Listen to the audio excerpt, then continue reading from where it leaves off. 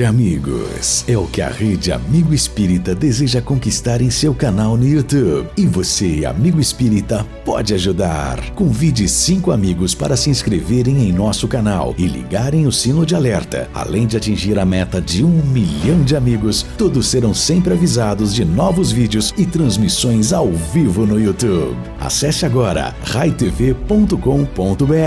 Rede Amigo Espírita, divulgando, instruindo e unificando.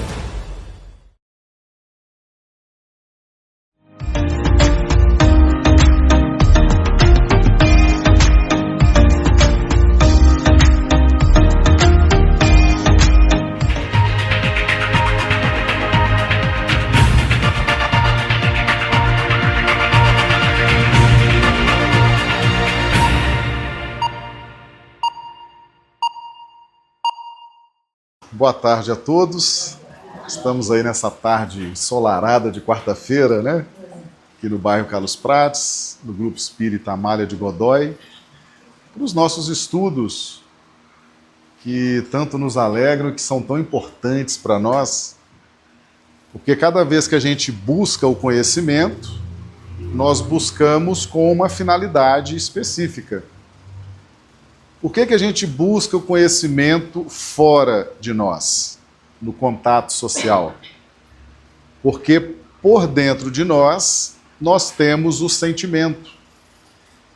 E o sentimento, ele gera vida, gera dinâmica, e ele foi um presente de Deus para nós.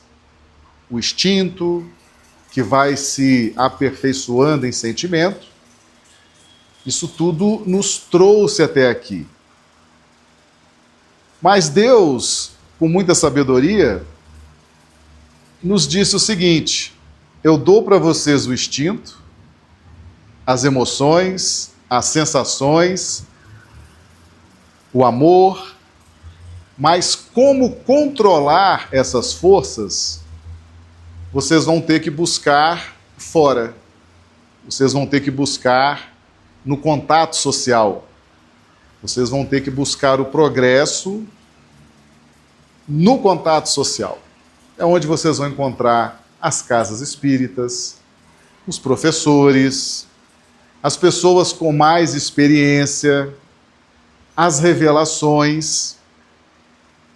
E possuindo esse material que a gente vai buscar fora, a gente controla os nossos sentimentos, as nossas emoções. Se a gente não buscar o conhecimento fora, no contato social, a gente fica refém dos nossos sentimentos. A gente fica refém das nossas emoções. E quando a gente não controla uma força tão poderosa, muitas vezes os nossos sentimentos, nossas emoções, nossas sensações nos lançam no abismo. O que aconteceu com Eva, lá no primeiro livro da Bíblia, né, o livro de Gênesis, a serpente tentou Eva. Todos conhecem essa parábola, né? Ela não tentou Adão, ela tentou Eva, porque Eva simboliza o sentimento. O feminino, na Bíblia, significa sentimento. O masculino significa intelecto. Então, Eva caiu pela tentação da serpente, a nos mostrar que nós caímos pelo sentir, pelo sentimento. Então é muito importante que a gente pergunte o seguinte: onde é que estava Adão no momento em que Eva caiu? Será que ele estava dormindo? Será que ele fugiu? Onde estava Adão quando a serpente tentou Eva? E aí, trazendo para os dias atuais, aonde está o conhecimento no momento em que eu caí pelo sentimento, caí pelas emoções, caí pelas sensações? O conhecimento está distribuído. Nunca faltou conhecimento para nenhum de nós. O problema é que a gente não sabia que precisava buscar esse conhecimento no contato social. E agora nós sabemos, e agora nós temos condições, temos livros, temos palestrantes, temos lives, temos a informação fluindo de toda forma para que a gente possa assimilar esses conhecimentos e harmonizar nossos sentimentos.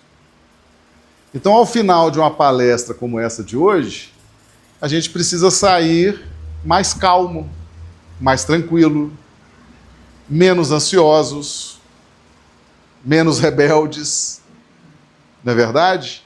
Porque nós estamos aqui em busca do conhecimento para aplicar na harmonização dos nossos sentimentos. Então é importante que a gente entenda como que a gente entrou daquele portão, o estado que a gente estava quando entramos naquele portão, aqui para o centro, e como nós vamos sair ao final. Se nós sairmos melhores do que quando chegamos, a tarde foi proveitosa, foi muito positiva. E é isso que nós viemos buscar aqui, não é verdade? E a proposta hoje para nós é analisarmos o capítulo do Evangelho segundo o Espiritismo, capítulo 23, que fala sobre a estranha moral. É um capítulo muito interessante, né? Que ele traz aqui algumas falas de Jesus que parecem absurdas, como, por exemplo, ele fala aqui que Jesus não veio trazer a paz. Eu não vim trazer a paz, mas a divisão. Interessante isso, né? Se nós estamos em busca de paz, estamos em busca de harmonia, como é que Jesus fala isso, né? Que ele veio trazer a espada, ele veio trazer a divisão. E a gente precisa entender isso. E a gente começa interpretando, analisando essa frase de Jesus, não vim trazer a paz, mas a divisão, compreendendo o benefício da dor. A dor. A dor é um talento que Deus nos dá. Em que momento surge a dor por dentro de nós? Surge quando nós entramos em conflito. Um conflito moral. Nós estamos vindo de uma longa trajetória de reencarnações e tendo procedimentos muito relacionados com a ética que aprendemos no mundo materialista. Nós temos dois tipos de leis, porque a Trindade Universal é Deus, Espírito e matéria. Então Deus criou leis para regular o mundo material. E quando nós falamos de mundo material, nós falamos das instituições, das organizações, dos governos, do mundo físico, das empresas, enfim, tudo que rege a matéria, existem leis divinas. E o grande objetivo das nossas experiências com a matéria é o desenvolvimento da nossa inteligência. Porque nós precisamos desenvolver a inteligência para compreender o outro tipo de lei, que são as leis morais. Então a Trindade Universal é Deus, Espírito e matéria. Então existem leis para regular a matéria e seus sistemas e leis para regular o mundo espiritual.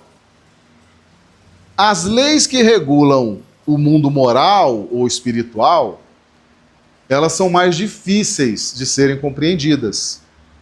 Então a gente passa muito tempo treinando no mundo material, através de várias reencarnações, a gente vai treinando e vai aperfeiçoando a nossa inteligência. para estarmos hoje em condições de entendermos as leis que regem o mundo moral. Está claro para todo mundo isso? Então, para a gente entender, por exemplo, os princípios básicos da doutrina espírita, ou entender os ensinamentos de Jesus, nós precisamos antes ter avançado no campo do intelecto. E isso a gente avança com as nossas inúmeras experiências, com as nossas inúmeras reencarnações, lidando com família, lidando com profissão, lidando com igreja, lidando com os grupos sociais. Você vai ali treinando a inteligência, o raciocínio, para depois entender melhor as leis morais. E quando Jesus fala, não vim trazer a paz, mas a divisão, ele considera esse longo período que nós avançamos no desenvolvimento da inteligência. E quando ele traz as leis morais, elas confrontam com as nossas práticas, com as nossas vivências, que estão arquivadas na nossa memória de longo prazo, no nosso inconsciente. Nós nunca fomos assim, bonzinhos, sentados numa cadeira, ouvindo aulas, orando. Nós já fomos muito levados, muito travessos, muito violentos, muito revoltados. E isso tudo está arquivado dentro de nós. Isso tudo está registrado. E de repente a gente está num ambiente como esse, recebendo leis morais. Por que a gente vem para o centro espírita? Porque no centro espírita você tem 90% de divulgação das leis morais e 10% de organização. Um estatuto, uma diretoria, né? 10% e 90% de leis morais. No mundo, nas instituições materiais, é o contrário. Você tem 90% de leis materiais, de metas, de objetivos financeiros, intelectuais, e 10% de uma ética embutida nas constituições federais, nas leis, nos estatutos. Você precisa de uma ética para que essas instituições sobrevivam e as pessoas possam conviver entre si. Então, lá fora nós aprendemos as leis materiais, mas com alguma ética. No centro espírita nós aprendemos as leis morais com alguma organização. Então, por isso nós viemos aqui hoje, em busca de conhecimentos morais mais aprofundados. Por quê? Porque o materialismo não nos oferece as respostas que nós precisamos. Eles nos oferecem algumas respostas para a harmonização da nossa convivência no mundo material, mas explicações mais profundas, mais robustas, nós vamos encontrar nas escolas religiosas que foram permitidas por Deus a funcionar com esse objetivo.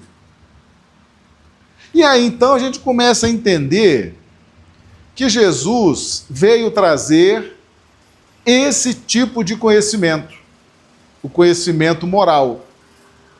Quando nós já estávamos muito bem treinados no desenvolvimento da inteligência, com velhos hábitos de violência, de fanatismo, de idolatria, de intolerância, que era o tom da nossa passagem no mundo antigo, na primitividade. E aí Jesus vem e apresenta essa nova forma de ver a vida, de nos relacionarmos entre nós. Jesus traz, por exemplo, a ideia: aprendestes o que foi dito, amarás teus amigos e odiarás teus inimigos. Eu, porém, vos digo, amarás os vossos inimigos. Não é uma ideia nova? É uma ideia nova. Não era a ideia que nós aprendemos ao longo de séculos, de milênios. O inimigo era alguém que a gente precisava ter ali sob os nossos olhares, sob a nossa reserva, sob a nossa vigilância. Mas amar o inimigo, isso era muito novo. Era uma ideia muito estranha, era uma estranha moral. Jesus nos propõe a fazer ao outro o que gostaríamos que fosse feito a nós. Quando no mundo material a gente aprende a competitividade, não é isso? A eliminar o outro, tirar o outro do nosso caminho, para que nós possamos alcançar as posições que desejamos, que precisamos.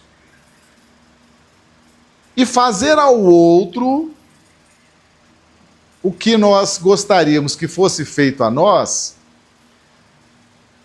gerava uma dificuldade muito grande num mundo de generais, de conquistadores, de bárbaros que conquistavam os outros povos, que massacravam, que escravizavam. Olha que ideia, que estranha moral. Que ideia nova é essa? Fazer ao outro o que eu gostaria que fosse feito a mim. Essa ideia, para quem escraviza e subjuga, é difícil. O cristianismo, ele encontrou sérias dificuldades para sobreviver, porque havia uma igualdade essencial. E Jesus demonstrava isso. Ele curava os pobres, curava os ricos, ele atendia um Zaqueu, que era o chefe dos cobradores de impostos, ia na casa de Zaqueu, pernoitava na casa de Zaqueu e, ao mesmo tempo, curava um leproso que estava indigente pelo caminho. Então Jesus traz uma igualdade. E quando você traz igualdade, você enfrenta a barreira daqueles que se imaginam, em razão do caminho que estão percorrendo, eles têm uma dificuldade de entender essa igualdade. O Livro dos Espíritos nos diz, na lei de igualdade, que todos nós fomos criados rigorosamente iguais. Mas a nossa igualdade para por aí. Jesus foi criado igual a nós? Sim, foi criado igual a nós. Nós fomos criados iguais uns aos outros? Sim. Mas aí termina a igualdade, porque a partir da nossa criação, e principalmente com a nossa chegada na faixa hominal da evolução, nós temos a vontade, o livre-arbítrio, o desejo ardente, temos a preguiça, a boa vontade, a má vontade, a capacidade de assimilar, aprender as experiências, ou a indiferença com as experiências, e isso vai criando desigualdade natural. Entende? O que nós fazemos da nossa liberdade, o que nós fazemos do nosso livre-arbítrio, cria uma desigualdade que é natural.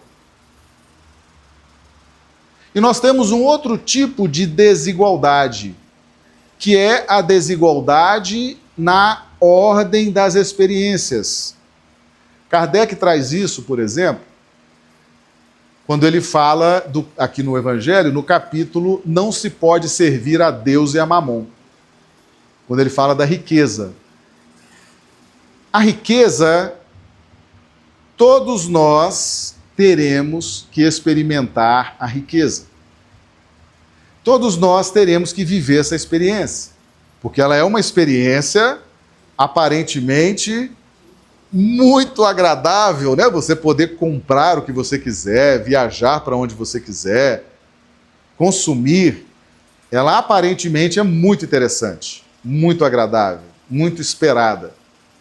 Mas ela traz em si também aquilo que Kardec define como o supremo excitante do orgulho, do egoísmo, da vaidade e da vida sensual. Mas o que nós precisamos entender é a forma como que Deus distribui essa riqueza.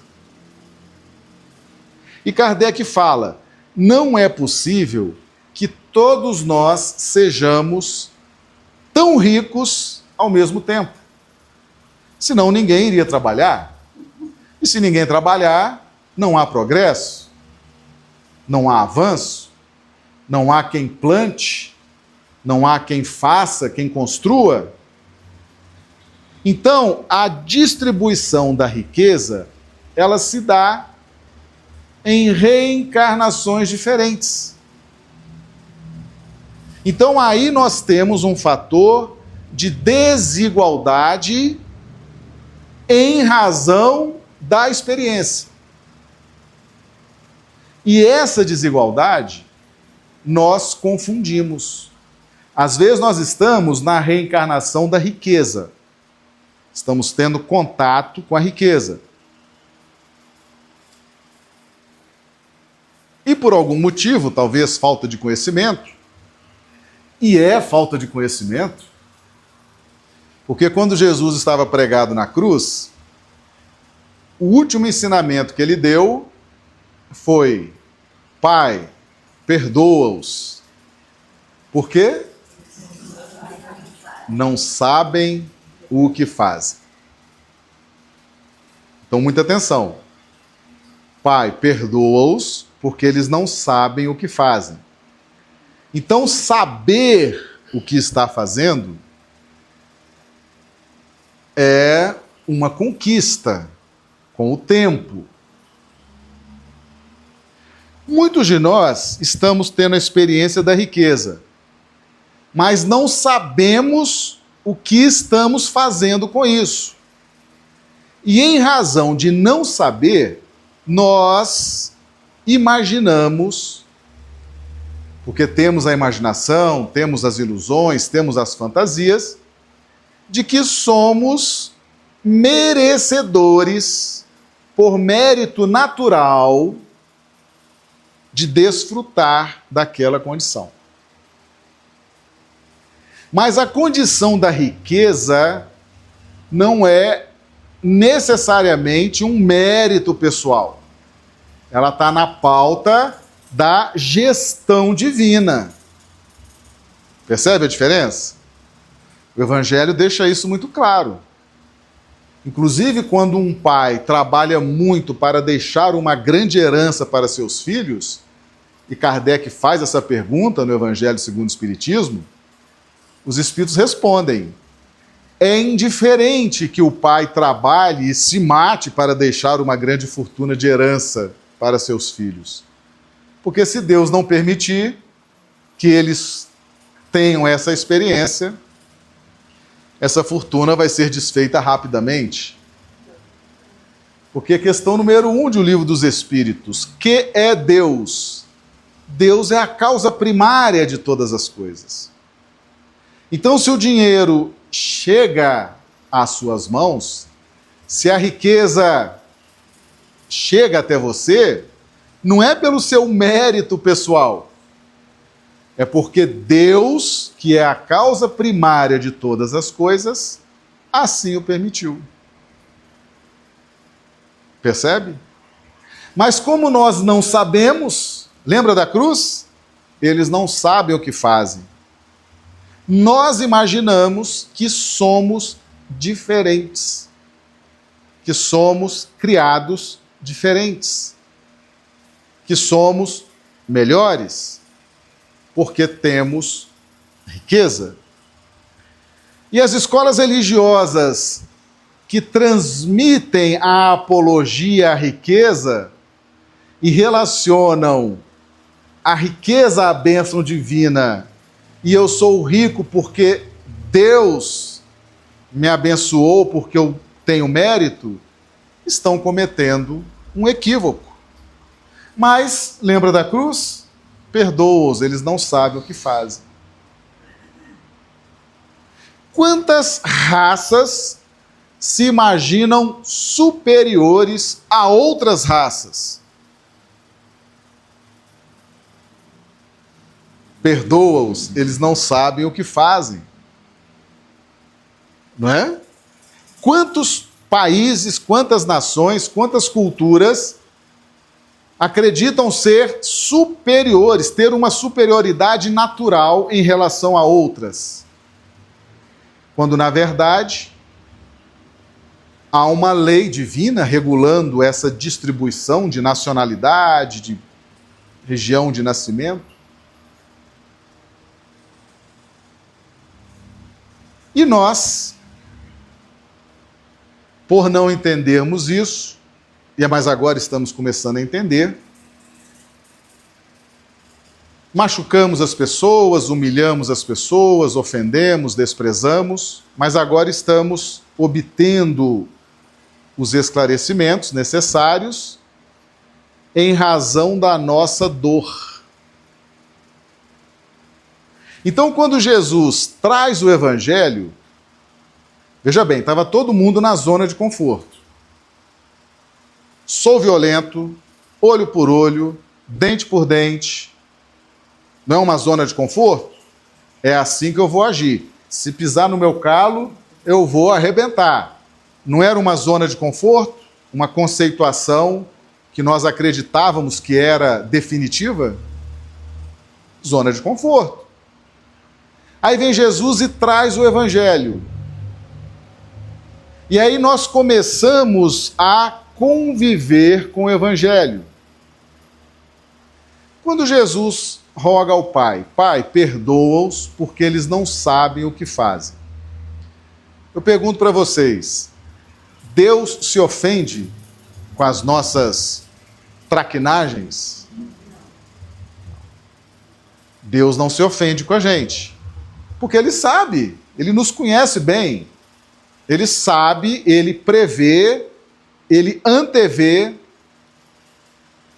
sabe todos os nossos pensamentos, sabe todas as probabilidades dos nossos comportamentos.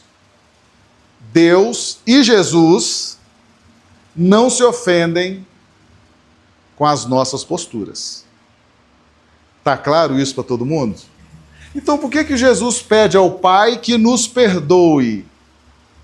Aí nós vamos entender o que é o perdão de Deus. O perdão de Deus é nos dar a oportunidade de uma nova reencarnação. A oportunidade de uma nova experiência. A oportunidade de conviver de novo com aquele parente difícil. A gente está demorando muito a encontrar paz naquela relação. Precisamos conviver de novo para, mais uma vez, tentar resolver. Precisamos repetir a experiência profissional, precisamos repetir a experiência da fé religiosa, precisamos repetir experiências. E se Deus não nos dar a oportunidade da reencarnação, a gente não consegue desfazer aquilo que está mal feito por nós. Por isso que nós temos reencarnação após reencarnação. E algumas delas com as mesmas pessoas. Dentro de casa. Marido, mulher, filho, pai, mãe, irmão. São os casos mais graves. Tem os casos mais ou menos graves, né? São os colegas de trabalho. Tem os casos leves, os colegas da fé religiosa. Muitas vezes nós estamos repetindo a experiência com as mesmas pessoas. Isso se chama perdão de Deus. Porque a lei de Deus manda que a gente se ame. E nós precisamos conviver aparando as arestas, resolvendo as nossas confusões, até que a gente encontre um respeito.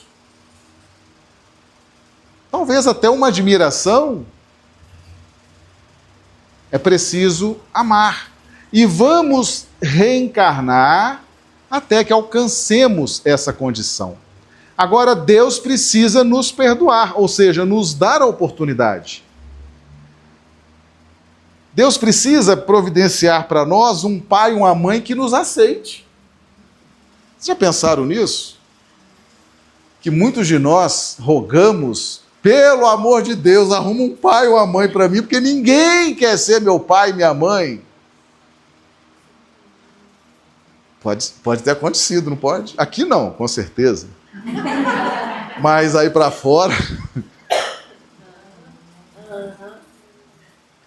Deus precisa nos dar a chance de voltar ao ambiente profissional que a gente detonou, que a gente desrespeitou.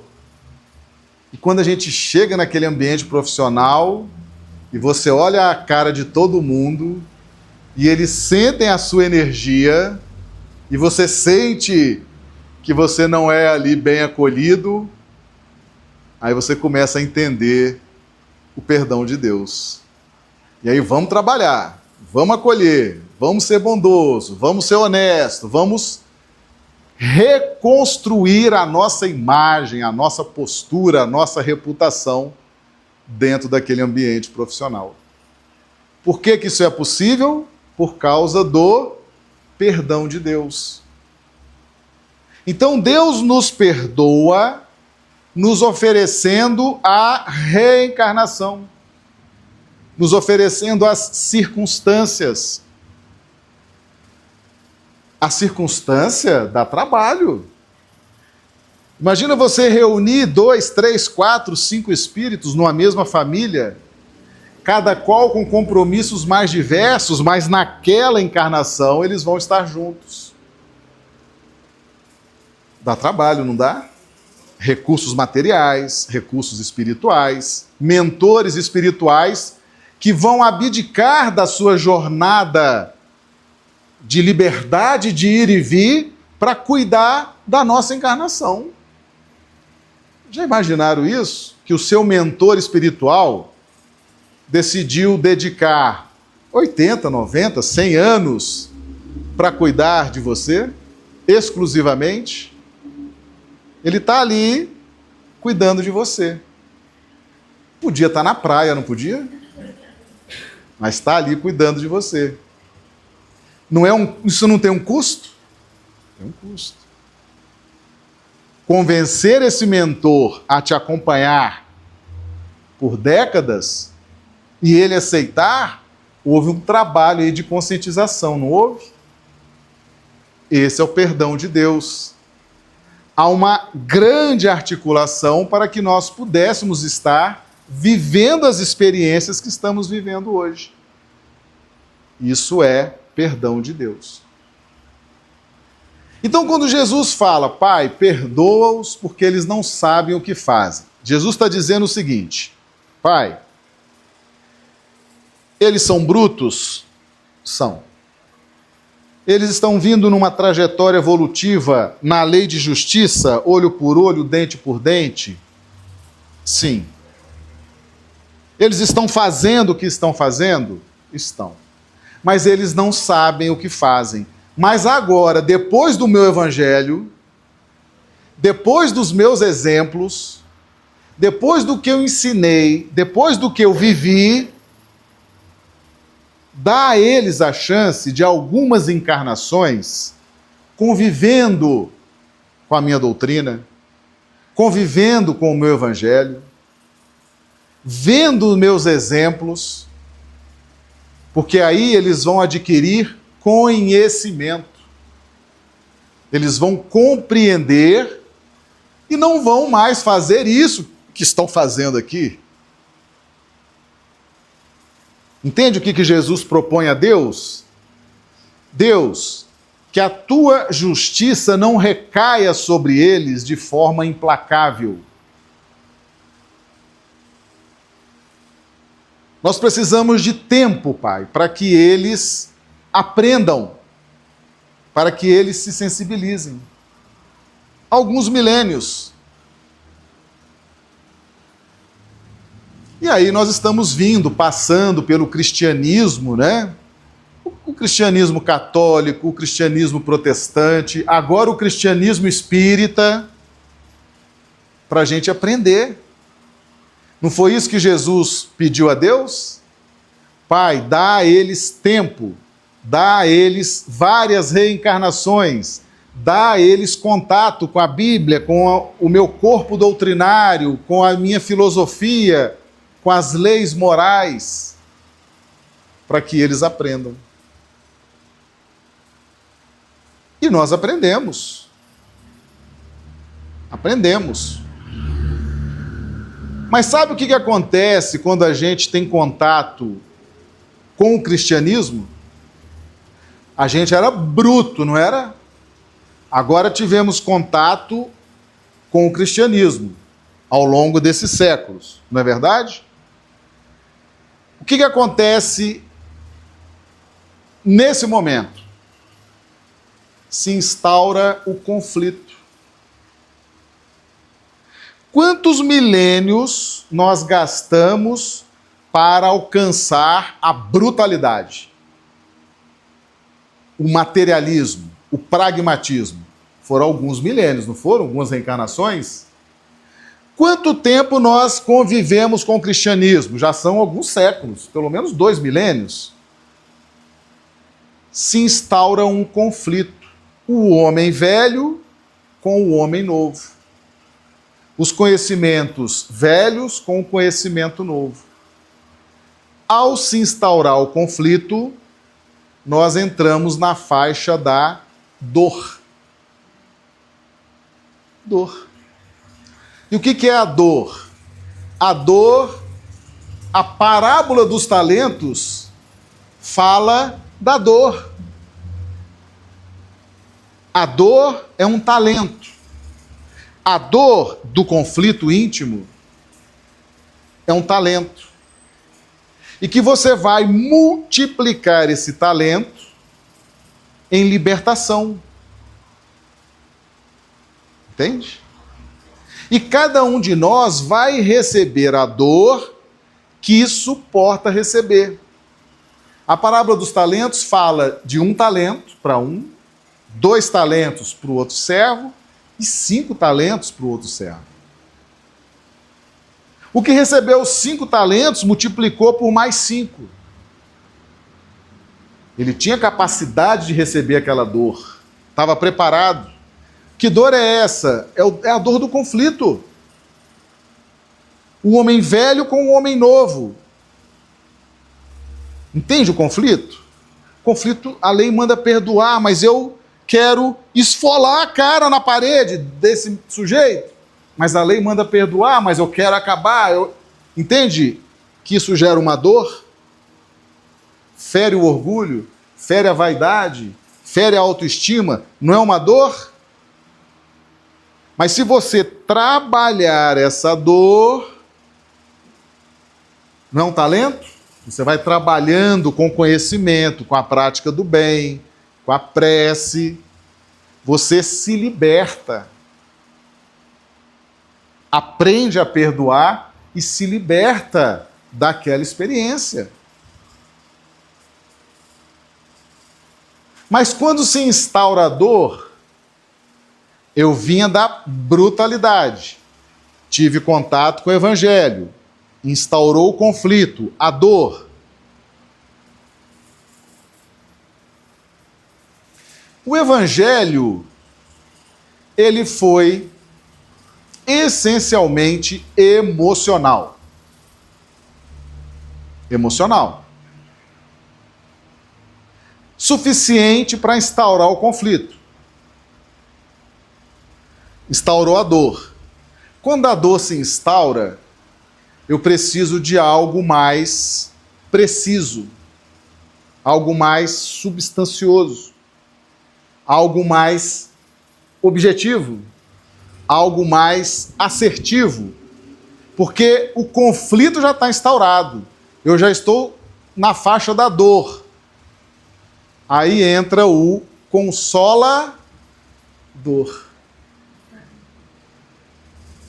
O que é o consolador? Doutrina espírita, o consolador prometido. E o que diz o livro dos Espíritos sobre o Consolador? É chegado o tempo em que todas as coisas precisam ser explicadas detalhadamente, para que ninguém alegue ignorância, para que todos possam compreender. Consolador. Então, o Consolador vem ao mundo no momento de dor e traz revelações, informações, traz tudo aquilo que a gente precisa para sair do conflito, para sair da dor, para resolver a nossa questão de evolução espiritual. Então, quando Jesus fala, não vim trazer a paz, mas a divisão, ele está se referindo à instauração da dor. Mas ele promete no Evangelho de João que ele rogará ao Pai e o Pai enviará o Consolador, que ficará convosco pela eternidade. Entende? Que Jesus veio instaurar a dor e depois ele manda a doutrina espírita para explicar, resolver o nosso conflito, para a gente aceitar, para a gente entender, para a gente perdoar, para a gente sair de forma digna, de forma inteligente da dor. E muitos de nós estamos saindo da dor. E devemos agradecer a dor que se instaurou em nós e nos trouxe, por exemplo, para o centro espírita, em busca do conhecimento para acalmar nossos sentimentos. Não é esse o objetivo de estarmos aqui? Acalmar nossos sentimentos? Acalmar nossas emoções? A dor é isso. A minha ansiedade, a minha depressão, a minha angústia, dor. E eu venho buscar esse tipo de conhecimento, 90% moral e 10% organização, e aí eu acalmo. Aí eu entro numa faixa de harmonia. Aí eu saio daquele portão melhor do que quando eu entrei. Porque eu estou compreendendo. Jesus nos ensinou: conhecereis a verdade e a verdade vos libertará. Então, quando ele fala, não vim trazer a paz, mas a divisão, ele veio nos colocar em conflito. Porque até a chegada dele, era olho por olho e dente por dente. Bateu, levou. Não era assim? Todo mundo sabe que era assim, tá vendo? Depois dele, as coisas mudaram. Aí instaurou o conflito, não instaurou? Quantos de nós já nos pegamos fazendo a seguinte confissão? Ah, não, eu não sou mais o mesmo. Ah, meu passado, se fizesse isso comigo, eu dava. Agora eu tô bobo, tô boboca, tô aceitando essas coisas dessas pessoas. Quantos de nós já nos pegamos com essa postura mental? É o conflito. instaurado pelo contato com o cristianismo. Aí você fala assim, não, Marcelo, eu não tenho contato com o cristianismo. Eu cheguei na casa espírita tem 1 ano. Eu não... E as suas reencarnações como padre, como freira, como diácono, como coroinha, como pastor, como presbítero? Você não está sabendo disso não, né? Mas é. O mundo teve contato com o cristianismo há 2000 anos. Quantas vezes você saiu atrás de uma procissão da Semana Santa? Quantas vezes você comemorou o Natal, comprou presentes, recebeu presentes? Quantas vezes contato com o cristianismo? Nós estamos tendo contato com o cristianismo há 2000 anos. Deu tempo de instaurar o conflito e a dor, não deu? E agora vem o Consolador e explica, mostra, exemplifica. E aí a gente sai da dor, sai do conflito e caminha para a frente e para o alto.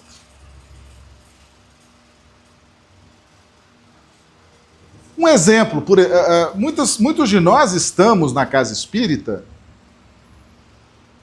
porque temos alguns ajustes com as questões religiosas. Não pode acontecer? Aliás, Chico queria pôr o nome do centro espírita dele de Luiz Gonzaga, mentor espiritual da França. E Chico, então, foi consultar o espírito Luiz Gonzaga. E o espírito falou, olha, eu cedo o meu nome, mas eu quero conversar com você o seguinte. Vocês estão num trabalho muito bonito no Brasil com a doutrina espírita. Eu gostaria que vocês recebessem espíritos franceses, especificamente os da Revolução Francesa, e espíritos católicos, padres, freiras, bispos, no movimento espírita. Para que eles tenham contato, tenham acesso com o Consolador. Então, não tenham dúvida, muitos de nós que estamos no movimento espírita, muitos de nós, não todos, claro, mas muitos de nós estamos vindo da França, dos movimentos revolucionários franceses e do clero católico. Então, quem pode dizer, não, eu não conheço o cristianismo, não tive contato com o cristianismo? Todos nós tivemos contato com o cristianismo e hoje estamos dentro das casas espíritas para recebermos o Consolador. Por que nós buscamos templos religiosos diferentes? Por causa de um instinto, chama instinto de adoração.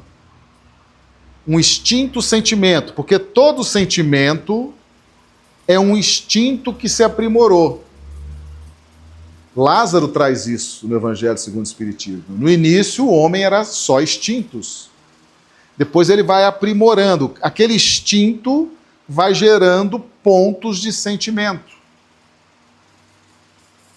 Uma aguinha, por favor, João. O que leva as pessoas a buscar um templo religioso é o instinto. O instinto de adoração. É a nossa necessidade de sermos vistos por Deus. Porque a nossa visão de Deus é a seguinte, ainda é a seguinte: Deus está no centro espírita. Deus está na igreja. Deus está no templo. Deus está lá. Então eu vou até lá para ver Deus, para sentir Deus, para ser visto por Deus. E o que nos leva a fazer isso é o instinto de adoração. O instinto não erra, questão 75 de O Livro dos Espíritos.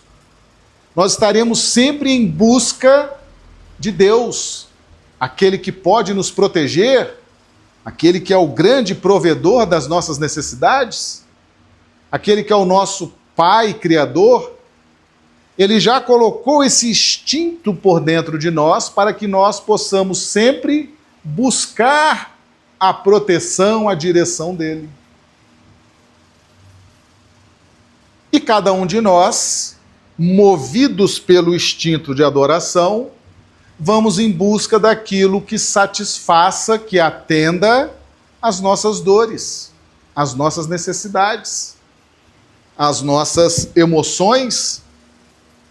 Por isso que Deus criou várias igrejas, várias basílicas, várias casas espíritas, vários terreiros de Umbanda, vários terreiros de Candomblé, várias mesquitas e outras denominações que nós nem sabemos que existem, mas elas existem e foram criadas por Deus para receber os filhos de Deus, cada qual atendendo ao seu instinto de adoração, cada qual buscando compreender Deus para espelhar o comportamento de Deus no seu dia a dia.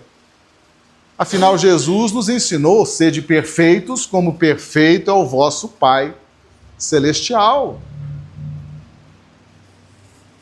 E quando nós aprendemos isso, nós temos duas consequências, e hoje vocês vão sair daqui harmonizados, pacificados. Por quê?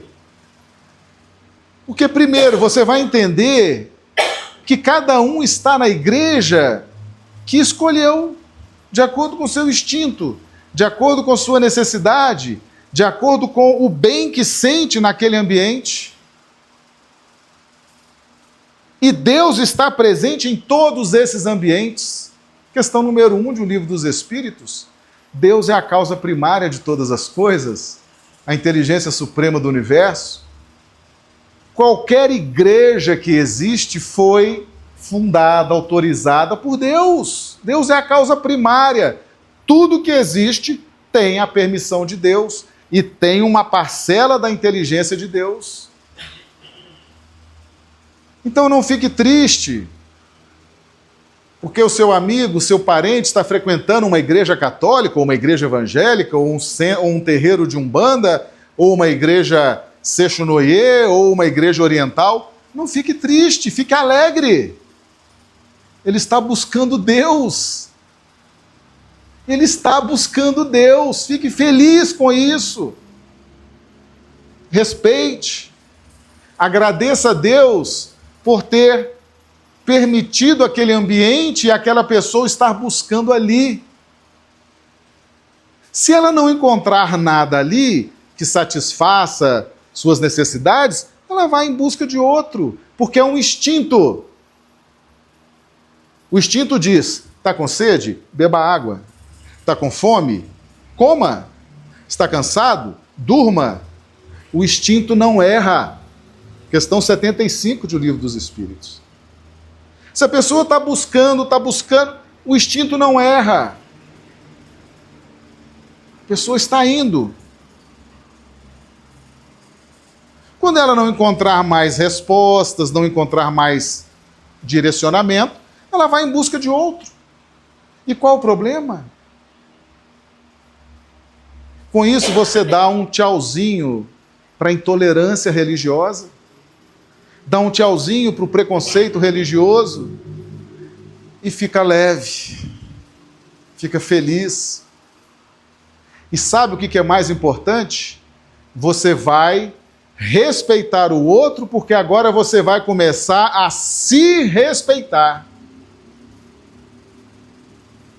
Porque você vai entender que você está no centro espírita porque o instinto de adoração te trouxe aqui, e aqui você encontra respostas, aqui você encontra instrução, aqui você encontra lógica e pacifica os seus sentimentos, pacifica suas emoções e entra em paz e harmonia.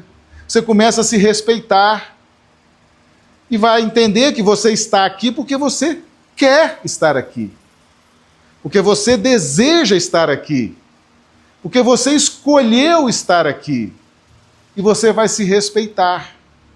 E quando as pessoas te criticarem, já está indo para o centro espírita, aquilo é coisa do demônio, aquilo é coisa do capeta, você vai se respeitar. Você vai entender, não, meu amigo, eu estou lá porque eu quero. Não é porque tem capeta nem demônio, é porque eu quero.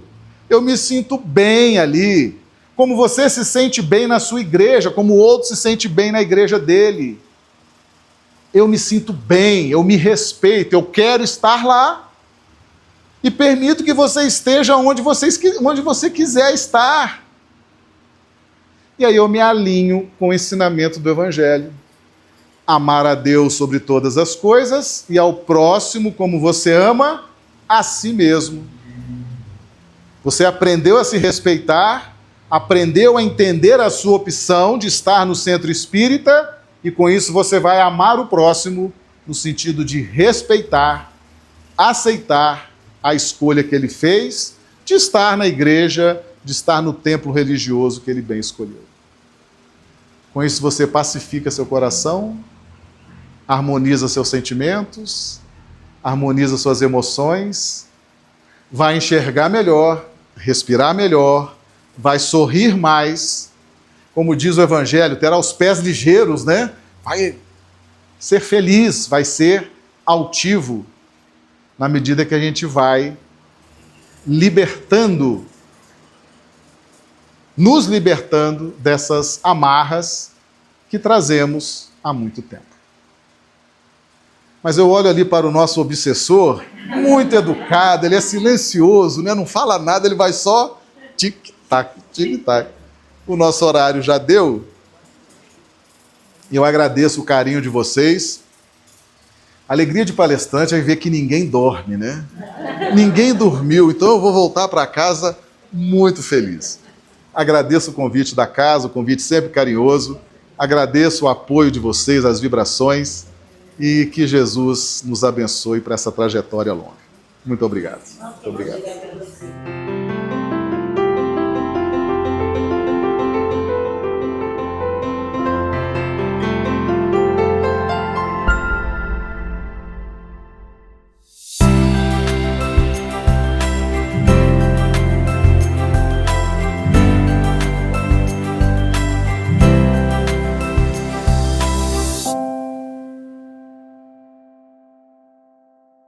Milhão de amigos é o que a Rede Amigo Espírita deseja conquistar em seu canal no YouTube. E você, amigo espírita, pode ajudar. Convide 5 amigos para se inscreverem em nosso canal e ligarem o sino de alerta. Além de atingir a meta de 1 milhão de amigos, todos serão sempre avisados de novos vídeos e transmissões ao vivo no YouTube. Acesse agora raitv.com.br.